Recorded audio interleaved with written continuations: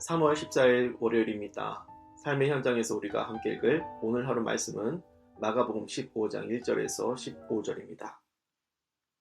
새벽에 대제사장들이 즉시 장로들과 서기관들 곧 온 공회와 더불어 의논하고 예수를 결박하여 끌고 가서 빌라도에게 넘겨주니 빌라도가 묻되 내가 유대인의 왕이냐?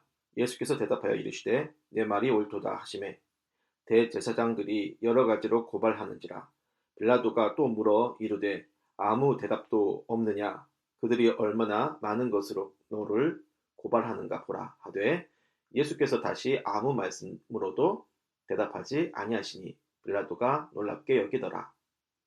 명절이 되면 백성들이 요구하는 대로 죄수 한 사람을 놓아주는 전례가 있더니 밀란을 꾸미고 그 밀란 중에 살인하고 체포된 자 중에 바라바라 하는 자가 있는지라 무리가 나아가서 전례대로 하여 주기를 요구한대 빌라도가 대답하여 이르되 너희는 내가 유대인의 왕을 너희에게 놓아주기를 원하느냐 하니 이는 그가 대제사장들이 시기로 예수를 넘겨준 줄 알미러라. 그러나 대제사장들이 무리를 충동하여 도리어 바라바를 놓아달라 하게 하니 빌라도가 또 대답하여 이르되 그러면 너희가 유대인의 왕이라 하는 이를 내가 어떻게 하랴. 그들이 다시 소리 지르되 그를 십자가에 못 박게 하소서. 빌라도가 이르되 어찌미냐 무슨 악한 일을 하였느냐 하니 더욱 소리 지르되 십자가에 못 박게 하소서 하는지라. 빌라도가 무리에게 만족을 주고자 하여 바라바는 놓아주고 예수는 채찍질하고 십자가에 못 박히게 넘겨주니라. 아멘. 마가복음 59째 시간입니다. 빌라도는 그리 나쁘진 않지만 예수를 못 박았다라는 제목으로 말씀을 전하겠습니다. 대제사장 무리들은 예수님을 붙잡아서 죽이려고 했지만 나라가 로마의 지배 아래에 있었기 때문에 독자적으로 사형 집행을 할 수는 없었어요. 사형 집행은 유다 총독의 허락하에 로마군의 주도로 이루어지도록 되어 있습니다. 하지만 유대인끼리의 종교 갈등, 이것은 로마법으로 사형시킬 만한 중범죄 사항은 아니죠. 대제사장들도 이러한 상황을 잘 알고 있었습니다. 그래서 신성모독이라는 제목 가지고 예수님을 사형시킬 수는 없다는 걸 알고 있었어요. 그래서 머리를 굴려서 예수님을 유대인의 왕이라 사칭하여 로마 제국에 반란을 일으킨 정치범으로 총독에게 고소를 한 겁니다. 빌라도라는 사람은 예루살렘에서 사형 집행의 권한을 가진 유다 총독입니다. 그런데 엄연히 말하면 그는 총독은 아니었어요. 유다는 로마 제국에서 보면 큰 속주가 아니었어요.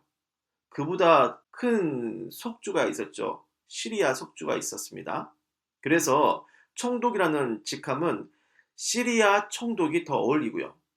빌라도는 시리아 총독 바로 아래의 유다 행정관입니다. 그리고 예루살렘에 주둔해 있던 로마군의 군단장이기도 했어요. 예루살렘에 로마군이 주둔해 있다는 것, 그만큼 로마에서 신경을 많이 쓰고 있는 도시라는 건데요. 유대인들은 선민의식이 강해서 제국에 대한 저항의식이 크고 소요를 일으킬 가능성이 많기 때문에 신경이 쓰일 수밖에 없겠죠.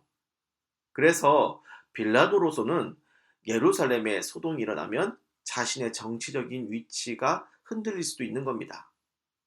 그렇기 때문에 그저 도시가 조용히 있어주는 것이 제일 좋은 겁니다. 대제사장들은 빌라도에게 와서 예수님을 반란을 일으킨 정치범으로 사형시켜달라고 했습니다. 하지만 아까도 말씀드렸지만 로마 제국 입장에서 예수님은 정치범은 아니거든요. 유대교에 다소 혼란은 준 게 있으니 태형 정도로 끝내면 되는 문제이지 그게 로마 제국에서 제일 끔찍하다고 하는 십자가형으로 처벌할 일은 아니에요. 그런데요, 결국 빌라도는 교묘하게 처리해서 예수님의 십자가형을 허락합니다. 왜일까요?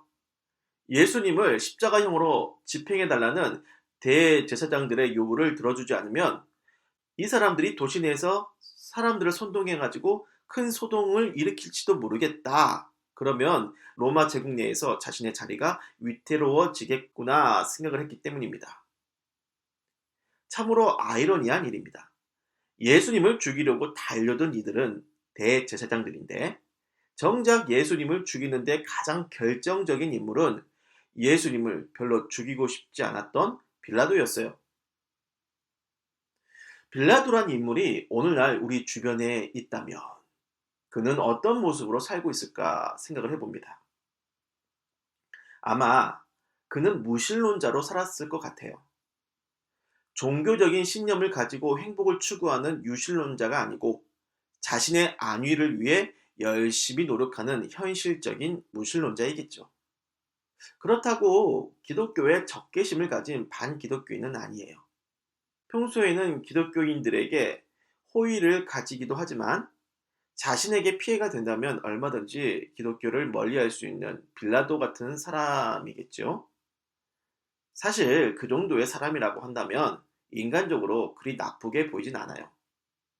자신이 가진 자리와 신분, 지위에 문제만 안 생긴다면 기독교인에게 선의로 행동해주는 평범한 이웃 정도라면 충분히 괜찮은 사람들이잖아요. 하지만 하나님 나라에서 볼 때 그 평범한 이웃은 기독교 혐오자들보다 천국에서 더 멀리 떨어진 사람일 수 있습니다. 왜냐? 예수님을 핍박하는 그 어떤 사람들보다 예수님을 못 박는 가장 중요한 인물이 될 수 있기 때문입니다. 그걸 보여준 게 빌라도잖아요. 여러분, 이 십자가는요, 주님이 우리를 구원해 주신 은혜의 현장이지만 또한 어떤 사람이 예수님을 부인하고 못 박고 있는지를 보여주는 현장이기도 합니다. 빌라도라는 인물은 일반적인 역사에서는 잘 나와 있지 않은 인물입니다. 그래서 그가 어떠한 사람인지에 대해서 아는 것이 쉽지 않을 텐데, 하지만 성경 속 십자가 이 사건을 통해서 예수님을 못 박아 죽이는데 가장 중요한 결정을 내린 인물이라는 것이 드러납니다. 그래서 결국 빌라도는 회심하여 예수님을 믿지 않으면 십자가 피의 대가를 가장 많이 지불해야 하는 인물임을 알게 되는 거죠. 주변에 안정된 삶을 추구하는 성실한 사람들이 있어요. 그 중에 기독교인은 아니지만 기독교를 존중해주는 교양 있는 분들이 있을 겁니다. 교회만 안 다녔지 평범하고 좋은 이웃들입니다. 하지만 우리는 그 영혼이 위태롭지 않고 나쁘지 않은 상태라고 착각해서는 안 됩니다.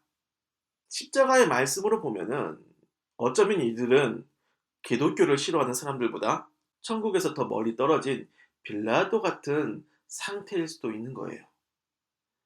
그렇기 때문에 우리가 그들의 구원을 위해서 기도해야 하지 않겠습니까? 그래서 그들을 위해 잠시 기도하겠습니다. 예수님, 기독교인은 아니지만 기독교인인 우리에게 도움을 줄 정도로 좋은 무신론자 친구들이 있습니다. 어쩌면 이 친구들은 기독교를 반대하는 사람들보다 복음에 더 멀리 떨어져 있는 자들인지도 모릅니다. 그들이 마음을 열고 복음을 받아들여 구원을 받을 수 있는 큰 은혜를 주옵소서. 예수님의 이름으로 기도를 드립니다. 아멘.